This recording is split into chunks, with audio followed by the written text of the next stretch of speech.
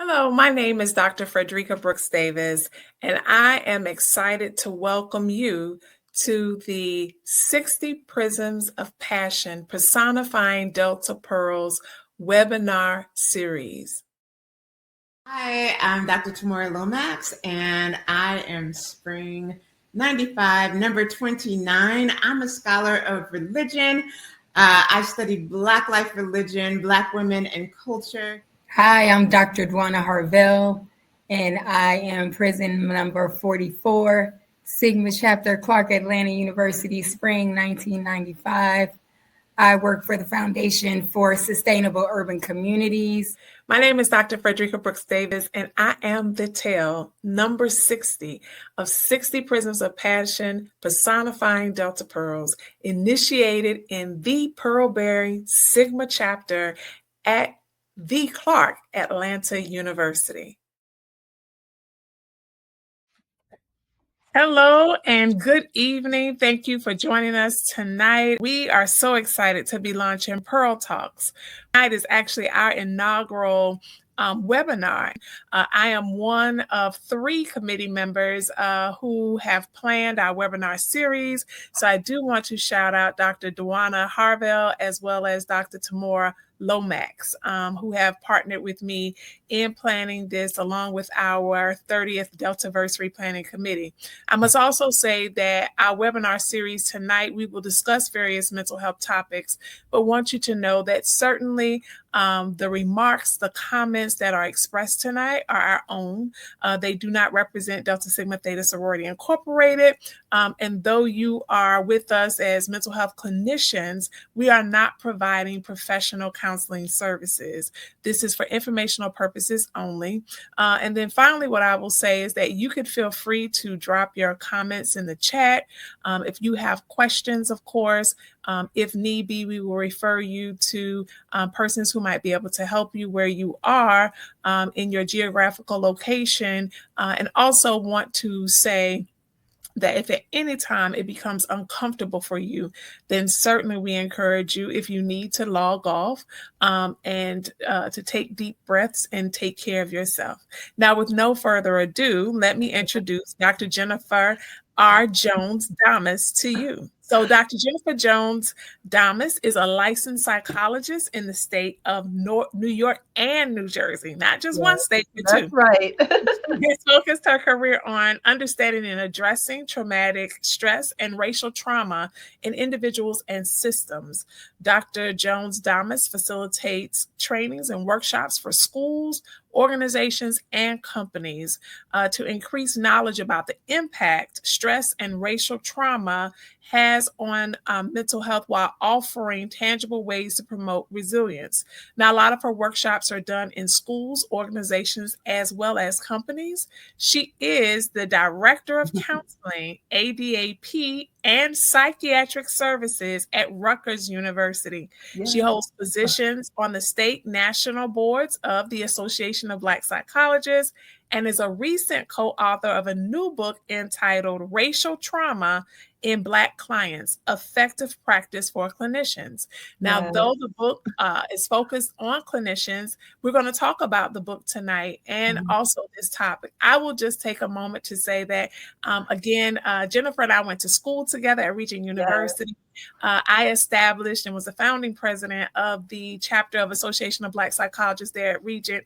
And Jennifer, we were in 2 different programs. She was in counseling, I was in clinical psych, but nevertheless, our paths crossed. And then some time ago, 5 years ago, we remembered tonight, of course, I had her down in Charleston, South Carolina. And so she facilitated a workshop on trauma and race for the persons who experienced the Mother Emanuel massacre, which was now almost 10 years ago. So I know she is prepared in head and heart for tonight's topic. So with no further ado, let's just go ahead and get in. So let me ask you, Dr. Jones-Damis, why race trauma? What do those words mean to you? And how do they intersect? Yes. So first, thank you so much for having me on. Like you mentioned, Dr. Fredrica, we go way back, and it's just an honor to be able to see us together, 2 powerful Black women in psychology, being able to talk to and help our communities. So thank you so much for this platform. Thank you to all your Deltas who also created this platform. So for me, when I think about race and trauma, the two are not separable. Oftentimes we talk about trauma, and then racial trauma is sort of something that sits aside. And we're always having to defend it, to define it, to make it tangible so that folks know that it is real.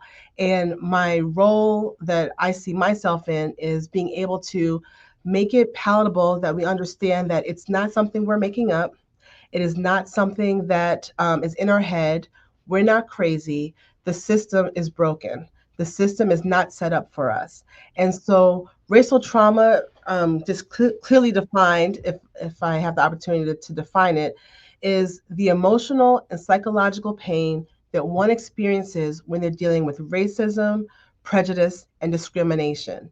And so, in essence, it is the hurt that people feel because of their race, to make it as simple as possible. And when we're discussing racial trauma, I love to put words to people's experiences, because when I do talks, and I do talks with officers, I do talks with companies and in schools and even here at Rutgers, so many people come up to me afterwards and say, I never knew that that's what this is. I never knew I was hyper vigilant after watching videos of people who look like me being hurt, harmed, or killed. I never knew there was a term for my anxiety, and that I'm not just making it up. And folks really feel validated when you put definitions and words to their experiences, because it makes it real. Mm-hmm. Yeah. Thank you for sharing that. And so we talked earlier a little bit about this book that you have. You Yes. co-authored your first book. That's right. Go ahead and pull it out now. Racial I'm so Trauma, happy about this book. Yes. The Labor of Love, huh? Yes, yes. It was birthed during COVID, actually.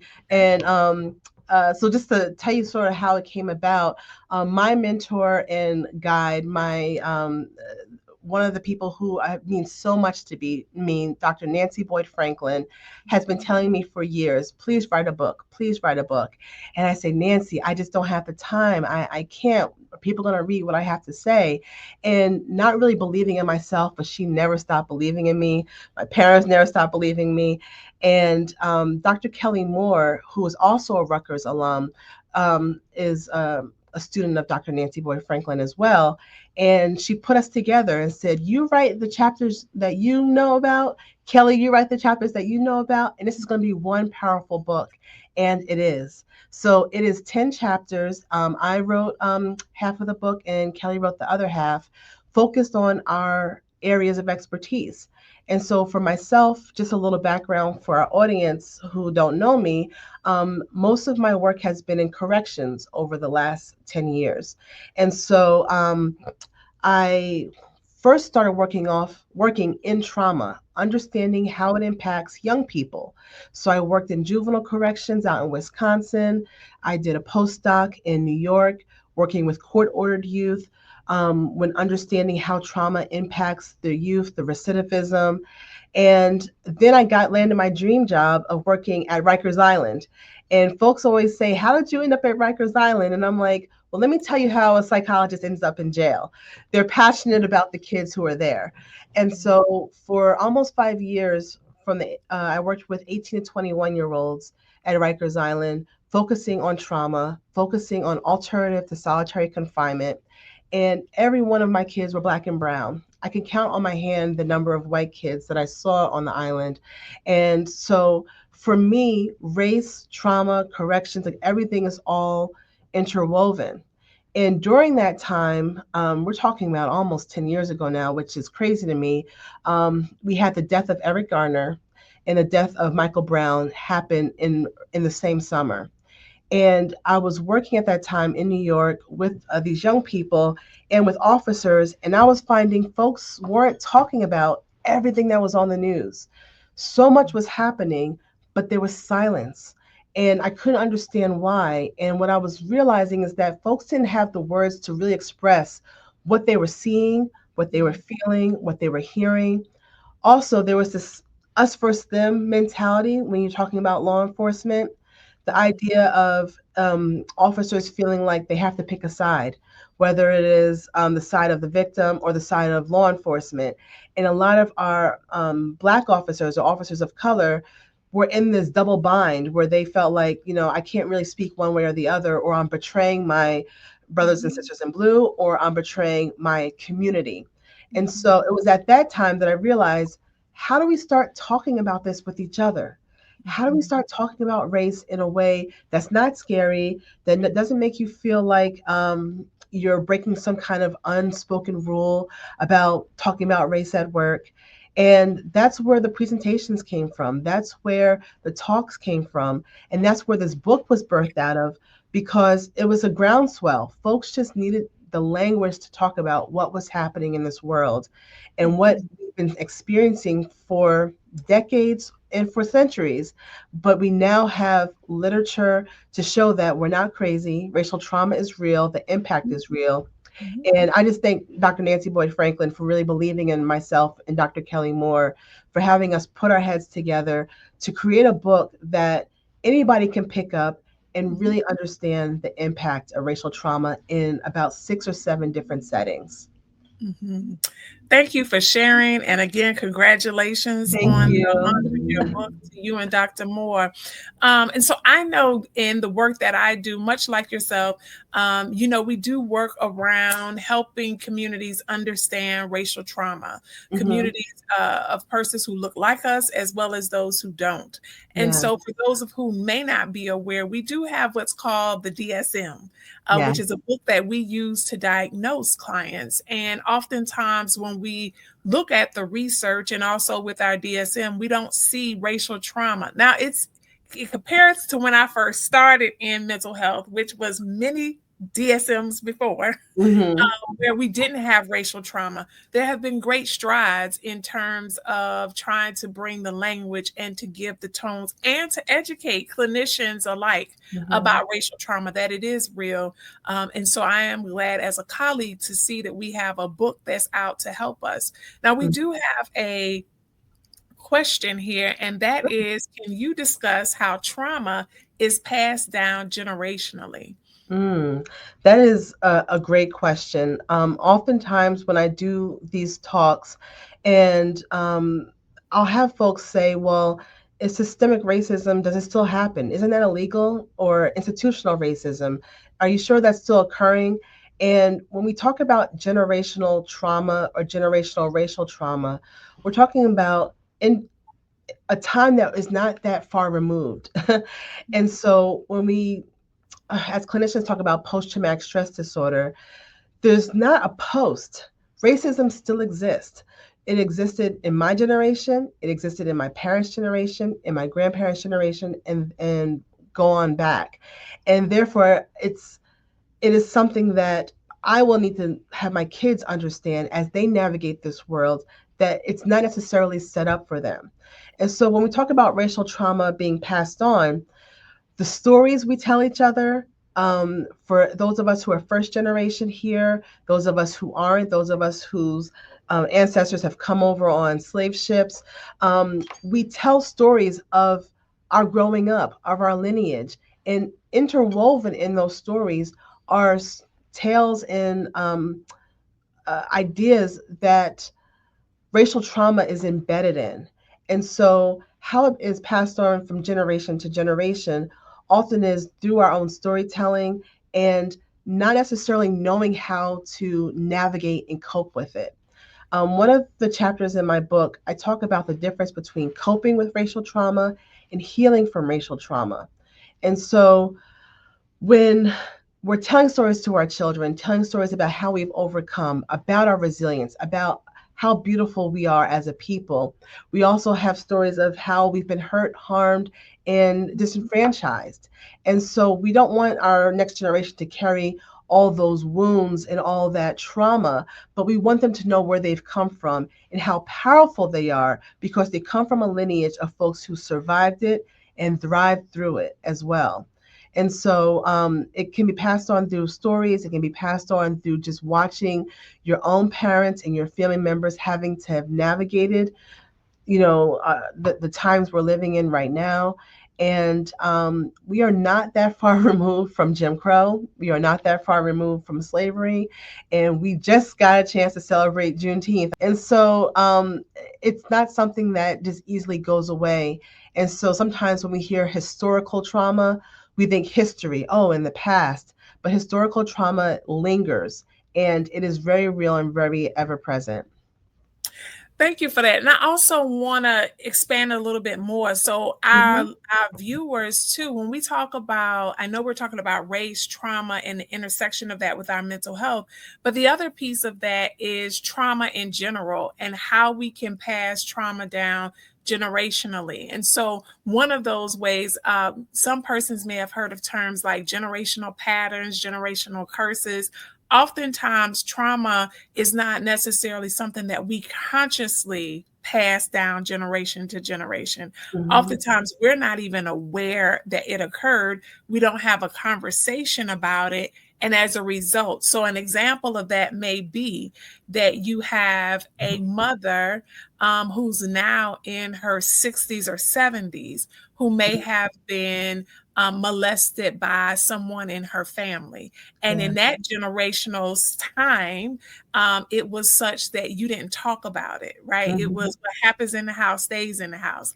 As a result of not talking about it, not dealing with it, what you then may find is that over time, that same person, their daughter or son, may also become a victim of molestation, incest, because it was never discussed. And so in my work with trauma, what we find is families, generations where trauma has happened, and it may be a different type of trauma, but it's still this idea that it happened, but we don't talk about it. And I think it's also, to your point, Jennifer, this narrative that we survive it, and oftentimes we wear it as a badge of honor, not necessarily, we don't say, I experienced trauma, I survived, and I'm wearing it as a badge of honor. We may say, I got to do what I have to do. This is what we've always done. It's that bounce back culture that we as a people have had to do. We've had to survive. We had no other choice. And so, but that in itself can take a toll as well. Having to feel like you always have to rise above. It would be great if we were able to just be, and just go through your day. Yeah. But it's how we've embraced it, right? And I think part of what you're saying in your book is also discussing how you can not just survive, but how you can thrive. But I think also how we can rewrite our narratives, right? Yes. We do not have to. We acknowledge that in this day and time, and always, race matters. Like that's just a part of who we are. That's our culture. That's how we navigate it. But in that, I think there's some other things that we can recognize as well. And what might some of those things be that are empowering versus it being disempowering to us? Yes. And so I think of coping versus healing. When I was getting my degree, I'm sure as you as well, we often talk about coping skills. How do you cope? How do you cope? And then at some point, you get tired of having to cope because the situation doesn't change. And so an example that I use in the book is, say it's cold where everybody's at right now. Say right now it's freezing. What do you do with all that coldness? You put on a sweater, right? Tomorrow it's cold again, wherever you're sitting. What do? You put on a sweater. So the sweater keeps you warm, but it doesn't change the fact that the room is cold. You're just coping with it. And so sometimes after a while, you think, well, I might just be a cold person. I have to carry a sweater everywhere I go, not recognizing it's the room, it's the place that you're at that actually is not a temperature that is suited for you. That's what I think about racism. That's what I think about having to cope with racial trauma or cope with prejudice, discrimination, bias, is that after a while, it just becomes sort of what you do. And the problem with that is, it stifles who you actually are and who you can actually be.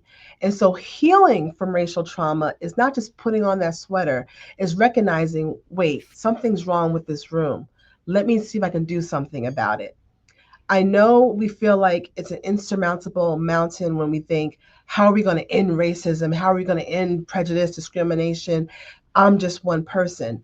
But in where you are in your job, where you are in your family, where you are in your community, you have power. You have a voice.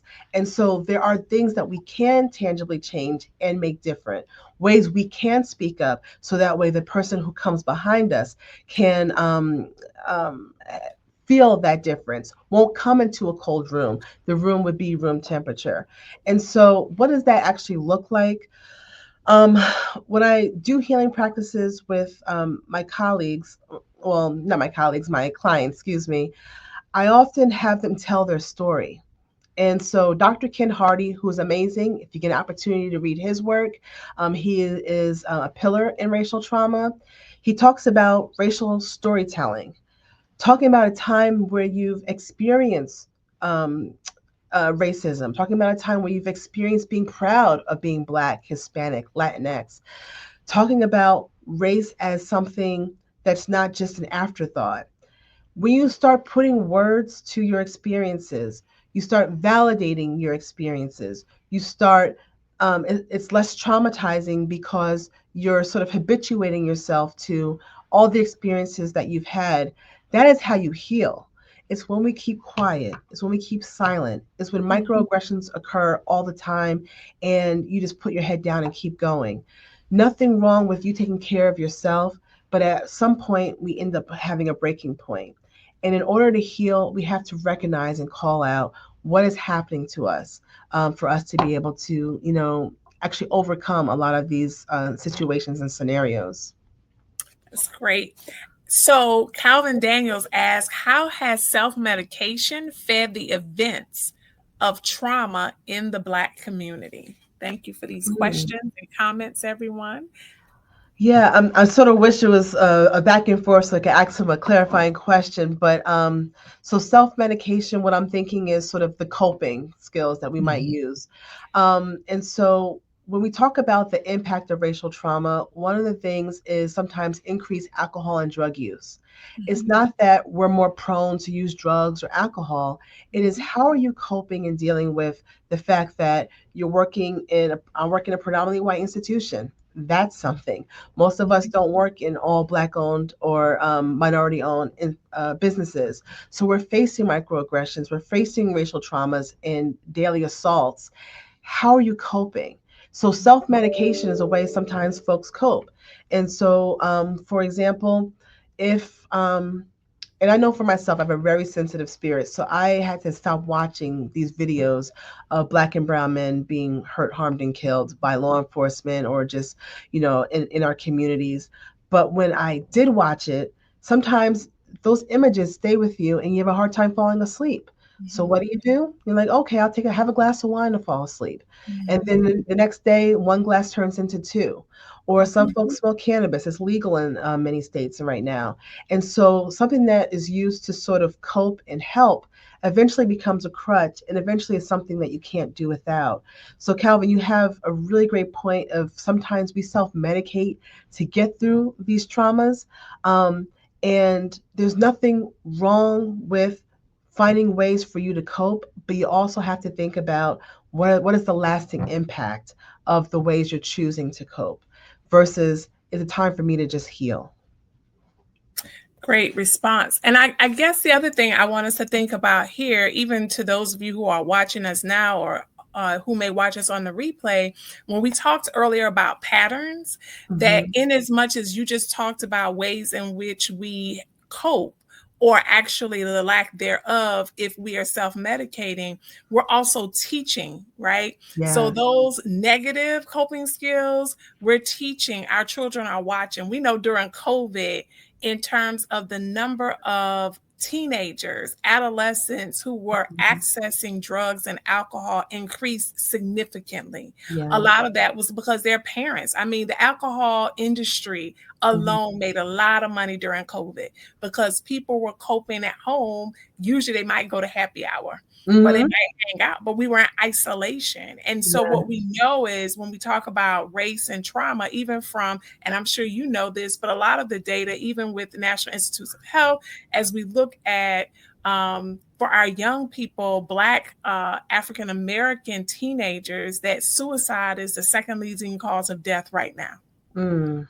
And some of that is coming. We see the research as it talks about COVID and some of that. And even in that, that was trauma, right? There was trauma in COVID because for many families, they were not able to say goodbye to loved ones who caught COVID and actually transitioned. Yeah. And in many of our communities, there is grief and healing that comes when we come together as one, but that did not occur. And so we're still seeing the impact of that, if you will, as we move through our communities. Now, let's talk about, I know you've been in, as I have, in the jails and in the prison system, working in juvenile justice, maybe working with some of the adults, and then the school.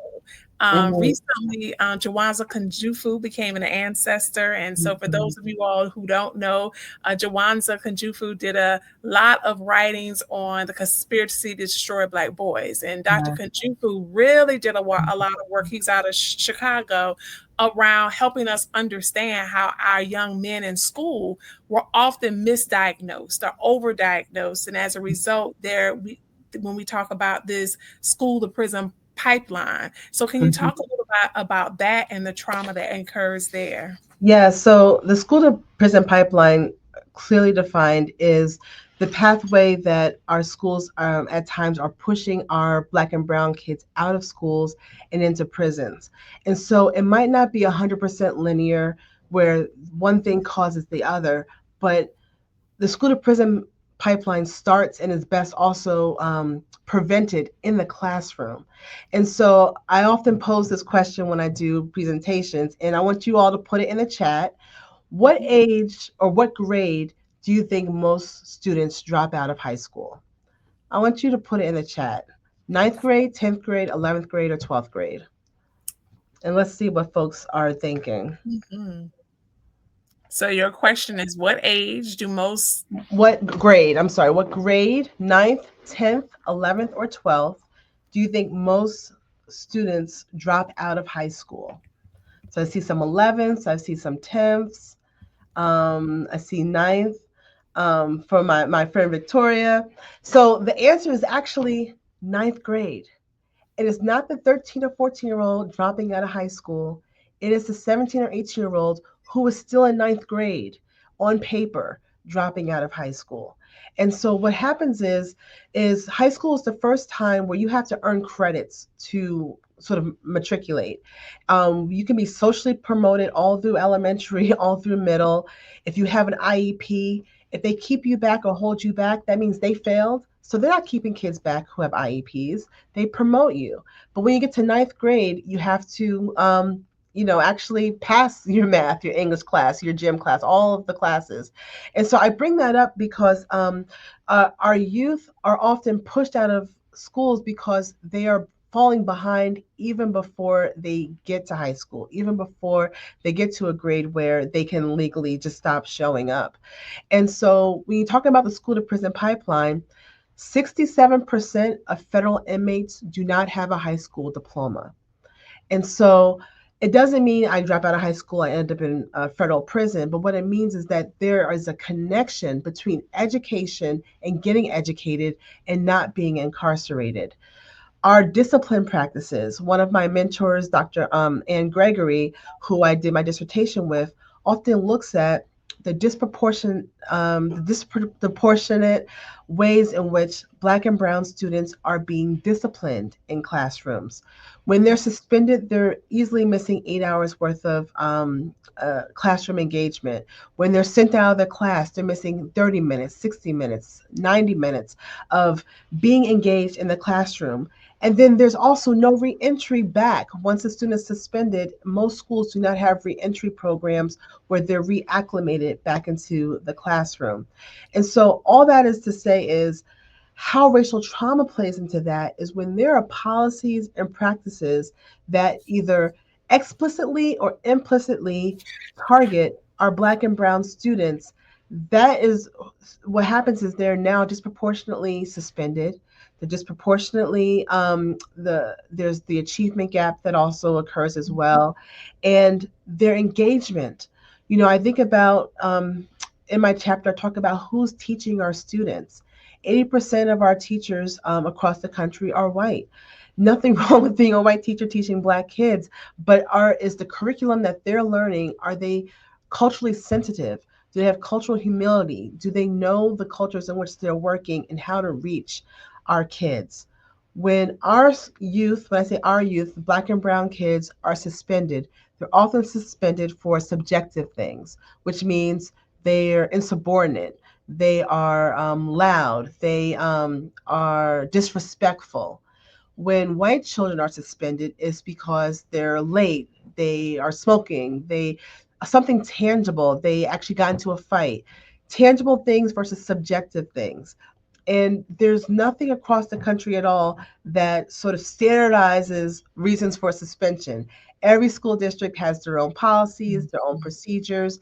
And so it's not just like I went to a predominantly Black high school and kids were still suspended left and right. It's not about the makeup of the high school, but it is about policies and procedures that are put in place that often target our students. I think about the Crown Act, which is not all states have implemented it, but the ability to wear your hair the way you want to wear your hair, and students being suspended for having locks, being suspended for having many braids. I feel like I'm going on a tangent, but I want to tell this story. I was Air Force ROTC when I was in college at the University of Virginia. And in our regulations, you couldn't have more than two braids. I don't know if you've seen my hair. I'm sure they've since changed it, but the regulations weren't written for Black individuals. They weren't taking into consideration our hair and how we present ourselves. We had to comply. And so when I ever got micro braids, had to put them in two cornrows in a bun in order for me to pass inspection when I was in Air Force ROTC.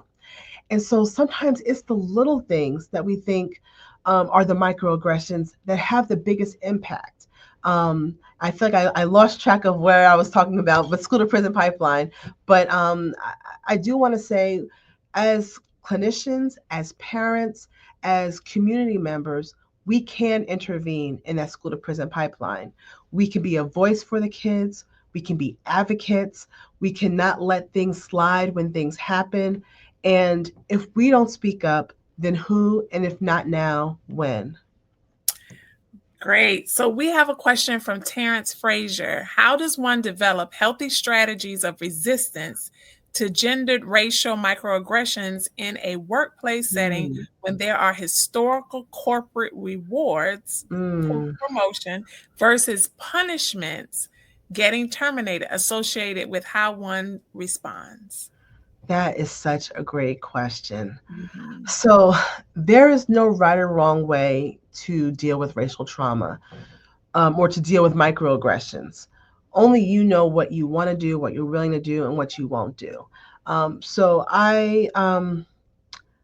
Terrence, my best advice for you is, what is the job worth for you? Some folks can't just leave. Like, oh, they're treating me bad, I'm going to leave. You need your money. You have to pay your rent. You have to pay your car note. And so sometimes that's just not an option.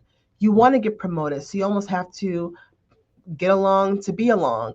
And so, but some folks also try to show up as their authentic selves, and they can be punished for that. And so I don't have a magic answer, but I do know I want to give you an example that I experienced a microaggression at work. And so when I first started here at Rutgers University, George Floyd had just been murdered. And so the block was hot. Everybody was just, it was just so palpable just talking about what this country was going through. And so on the agenda item, this was almost about a year in, we were talking about the trial of Derek Chauvin. But on the agenda, it said, let's talk about the trial of George Floyd, the George Floyd trial.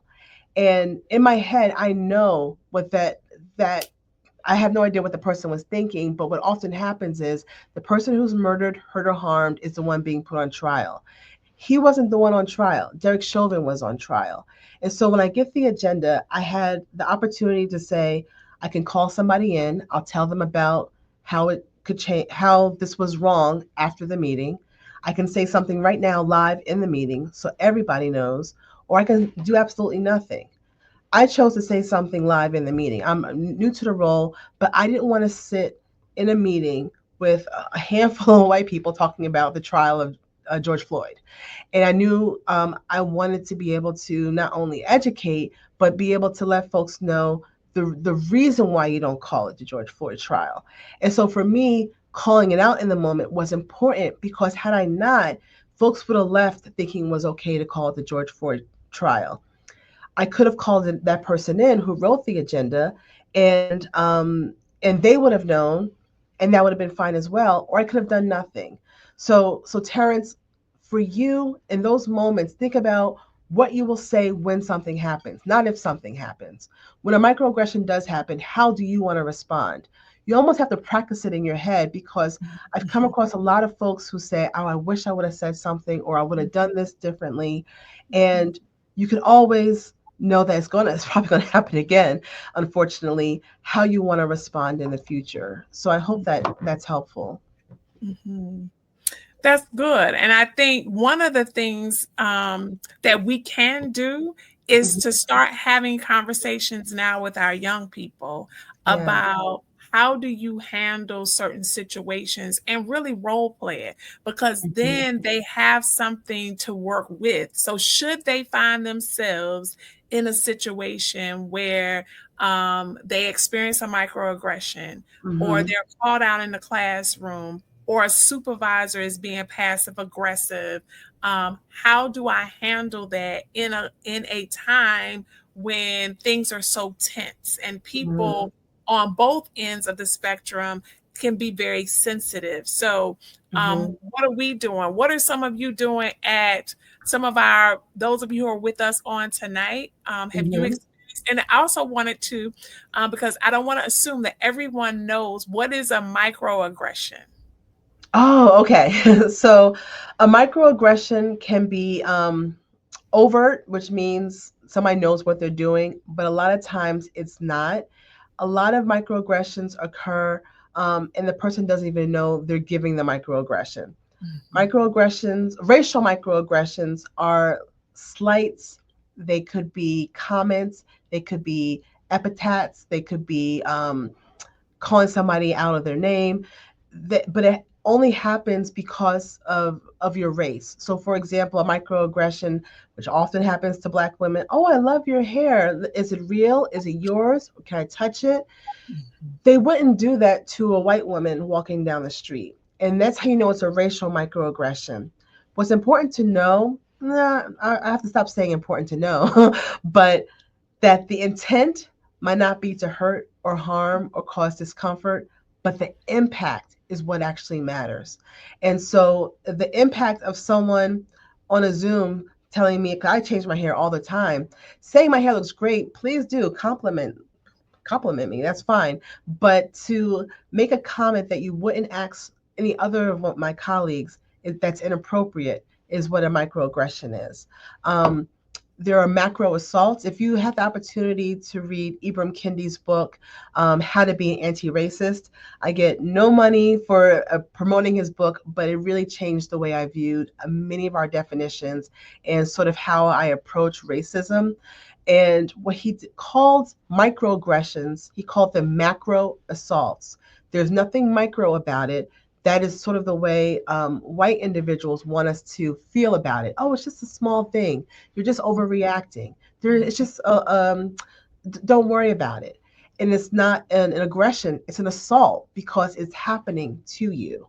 And so if you get a chance to read this book, I actually listened to it on tape, and he reads it in his own voice. It's a very powerful book. It's called How to Be an Anti-Racist.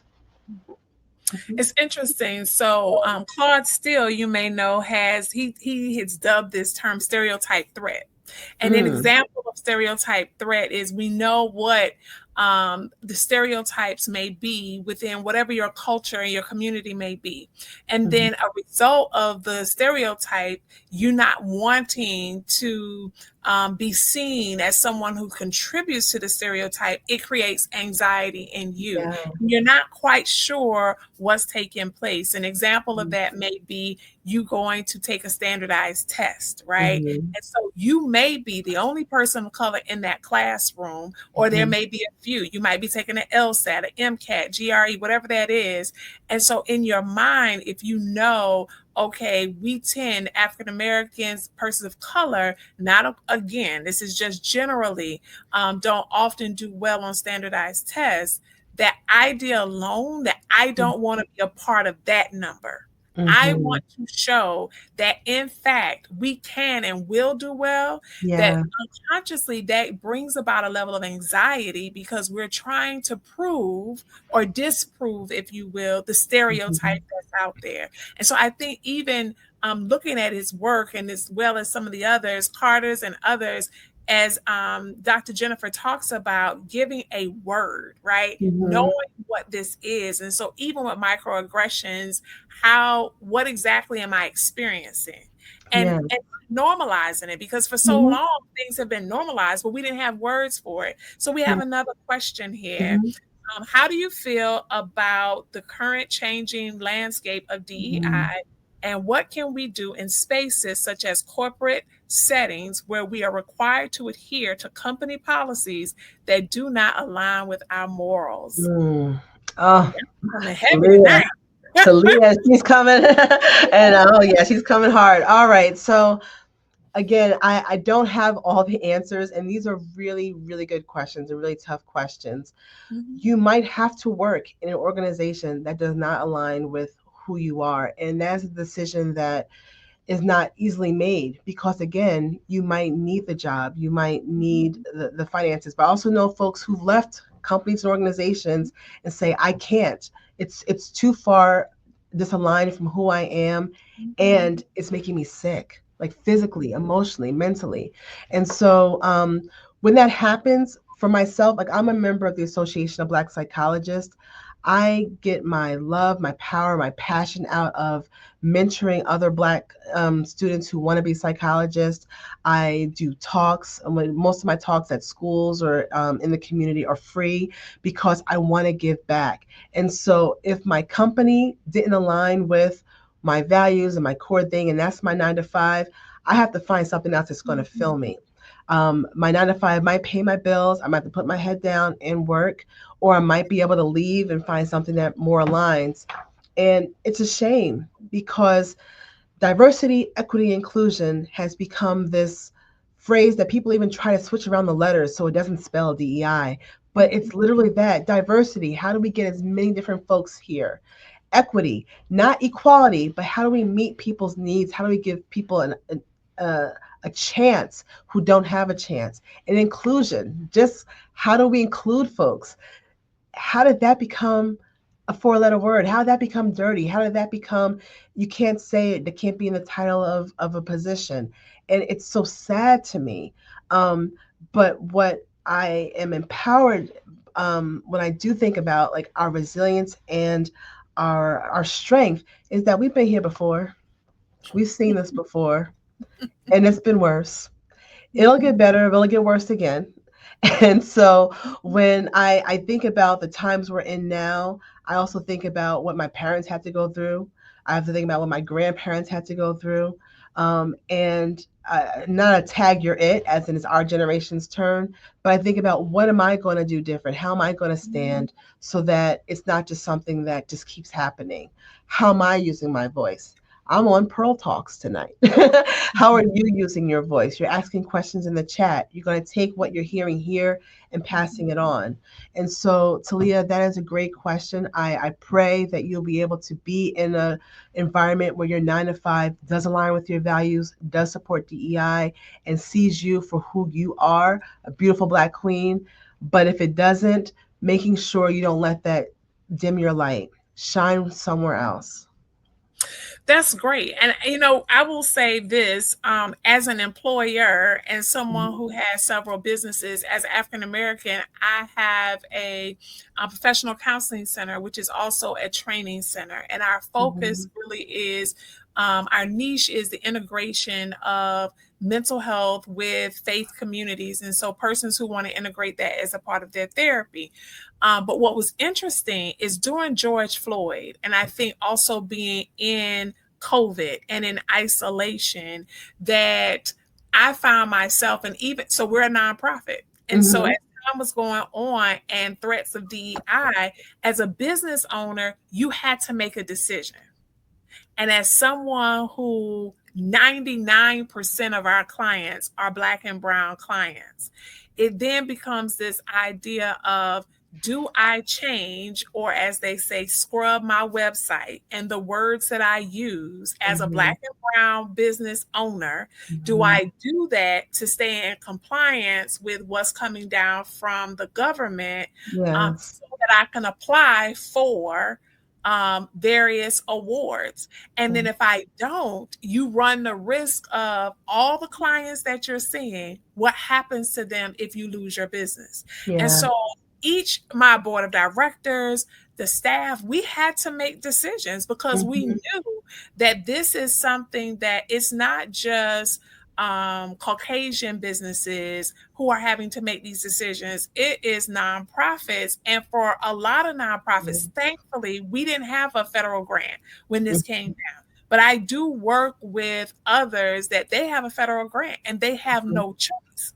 Like personally, moral, it may not be where they want to be. But in terms of if they have a multi-million-dollar grant, it's what they have to do in order. So these decisions are ones we have to make individually. So I think that that's a very great point there. So let's see.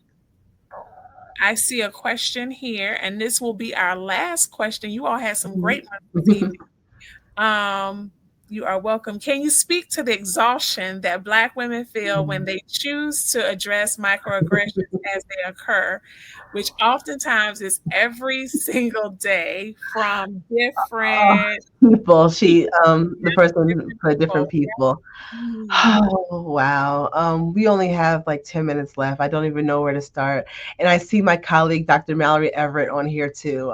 We are both daily witnesses oftentimes to microaggressions. And it is exhausting because sometimes in your role, whether it be coming from the top or coming from the bottom or coming from the sides, you often have to maintain I'm not an angry Black woman. Let me make this a teachable moment. And sometimes you want to just curse and say, "F this teachable moment." I really want to tell you what you did was wrong. And it's so hard navigating that. The mental gymnastics we do in our heads sometimes when things occur about, do I say something? Do I not say something? How do I say something? Let me consult. And I was just talking to, like I said, my colleague, Dr. Everett, this week about something. And you can't even go to sleep because you haven't even figured out how you're going to respond to something. And it is tiring. It does make you want to cry. I know on today's Tuesday, Monday, I text my husband and said, today was a day. I said, I just need you to hold me because I need to cry. And it was because it's so hard.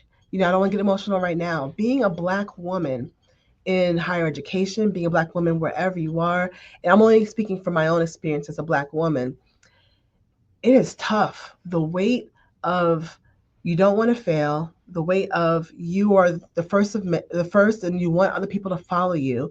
I'm the first Black director at Rutgers University's Counseling Center. How long has Rutgers been here? Not first Black woman, first Black director. And so the pressure that has on me, that I have to, not that I have imposter syndrome. I know I'm supposed to be here, but the weight of that, making sure that I am a beacon, an example, is a lot. And you hit the nail on the head, Jamila, when you talk about the microaggressions, and then what you said, Dr. Fredrica, about just the pressure of not trying to live up to stereotypes and the anxiety that invokes. As what I do is I keep great people around me. I am identify as a Christian woman, so I have my church family. I have my number ones and my number twos who are all on this call right now supporting me. And when things get tough, that's where I go. And so you might not be able to go to your colleagues. You might not be able to go to your boss. You might not be able to go somewhere else, Jamila, but make sure you have your village and your people that you can find refuge in. And for me, it's been AB Psi as well.